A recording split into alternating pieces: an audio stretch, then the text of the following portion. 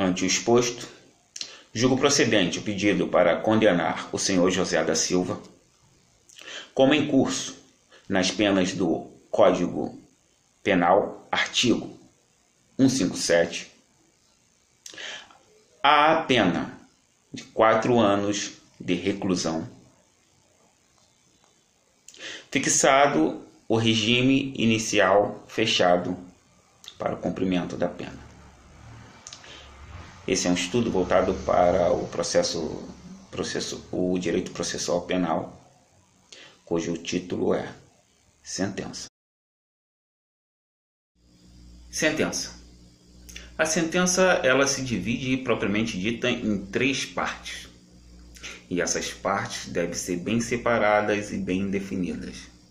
Não se pode confundir uma com a outra jamais. São partes distintas que formam o ato de sentença. Vamos saber quais são? A primeira é o relatório. Nós temos o relatório, nós temos a motivação e nós temos, em terceiro, o dispositivo. Vamos falar do relatório primeiro. O relatório nada mais é que o juiz expor o que vem acontecendo no processo. O julgamento começou ontem à noite com a leitura do relatório. Evandro Virganovics, já qualificado nos autos, foi denunciado e pronunciado como incurso nas sanções do artigo 121, parágrafo 2º, incisos 3 e 4, e parágrafo 4º, segunda parte do Código Penal, conforme artigo 1º, inciso 1 da Lei 8.072/90, do artigo 211, caput do Código Penal. Adoto até aqui o relatório juntado aos autos. Nesta data, os acusados foram submetidos a julgamento pelo Tribunal. Ponto. Isso é o relatório. O relatório é necessário em todas as sentenças. Todo ato de sentença tem que ter o relatório. Porém, contudo, todavia, essa é uma regra que, como muitas outras, tem uma exceção. E a exceção é o juizado especial criminal. Isso porque, senhores, no juizado especial criminal não é necessário, não se faz necessário a obrigatoriedade desse instituto que eu acabei de falar, o relatório. Sim. Mas entenda bem, eu estou dizendo que não é necessário, é dispensável. O juiz pode sim se utilizar desse instituto no juizado criminal especial, o GCRIM, mas ele não é obrigado, ele faz se quiser. Então o que acontece? Devido à celeridade do processo, devido a ser crimes lilipudianos, né?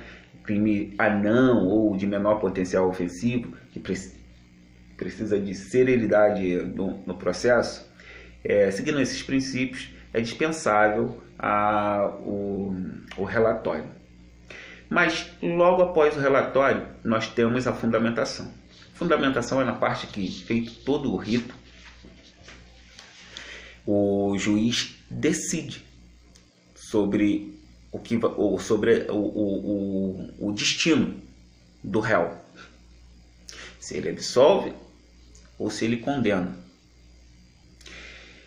Mas ele não pode simplesmente dizer: José fulano de tal está condenado ou está absolvido. Não é assim. Ele precisa motivar o seu ato de condenação ou de absolução. O que significa dizer que ele tem que dizer qual o fundamento, com base em que ele produziu o ato dele. Destaco ainda que o réu, em vez de proteger a vítima, seu filho, o qual estava sob seus cuidados, obrigava-o a pedir desculpas à madrasta, se mostrando conivente com as ameaças de morte proferidas por ela em face de Bernardo. Essa conduta do réu é incompatível com a figura paterna, merecendo maior reprovação, na medida em que deveria ter dado maior proteção e atenção ao filho, sobretudo após o suicídio da mãe, o que não fez. Há também de se considerar que, além de pai, o acusado trabalhava na área da saúde, onde impera com mais vigor o princípio da proteção. E ele não pode dispensar, ele tem que valorizar as testemunhas, todas as provas. Ele tem que dizer no processo, expressamente, a respeito de todas as pessoas que testemunharam e por que ele aferiu, ele deferiu ou indeferiu, ele valorizou ou não, ou assim, convenceu ou não, essa é a palavra correta, porque que não convenceu uma testemunha ou convenceu. Então a motivação é essa. É necessário motivar. Não adianta dar fazer um ato desse sem motivação. Isso é arbitrariedade. É um ato, portanto, passivo de anulação.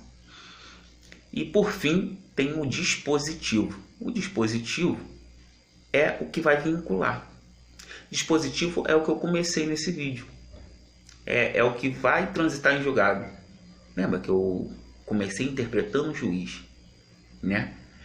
Proferindo a sentença, asseverando uma decisão. Asseverar, decidir. O destino do pobre errante. O colocando no nosso sistema de ressocialização, né? Perfeito sistema de socialização. Quem leu a LEP sabe que é perfeito. Só não sei se lá funciona dessa forma. Mas é isso aí, senhores. Então, a sentença ela se divide em 3. Vamos recapitular. Nós temos o relatório, e o relatório que nós temos no relatório que ele em regra todas as sentenças precisa ter o relatório. Entretanto, há uma exceção, e a exceção está lá no GCRIM, Juizado Criminal Especial. Crime de menor potencial ofensivo, até 4 anos de prisão. Então, ali é dispensável. Não significa dizer que o juiz não é obrigado a dispensar, não. Ele pode utilizar, mas devido à celeridade do processo, a rapidez que se leva ali, né? Porque uma pessoa, imagina, vai ser condenada ali a, 3 anos. Aí fica, preso até esperar a demanda, preso ali uns 3 anos. Entendeu? Uns 2 anos. Aí quando vai ver, tá absolvido, mas aí ficou preso durante a instrução criminal. Entendeu? Então foi considerado inocente. Incrível, né? Então tem todo um porquê. Mas então fica assim, senhores. Essa é a primeira parte da minha explanação. Eu espero que vocês tenham gostado. É um tema complexo. Vou fazer... É um tema complexo, né? Eu vou gravar outros vídeos para poder iniciar outras partes desse tema processo. Ele está previsto no artigo 381, né? E em diante. Tá? É um artigo bem extenso. Obrigado pela atenção. Uma boa tarde para todos.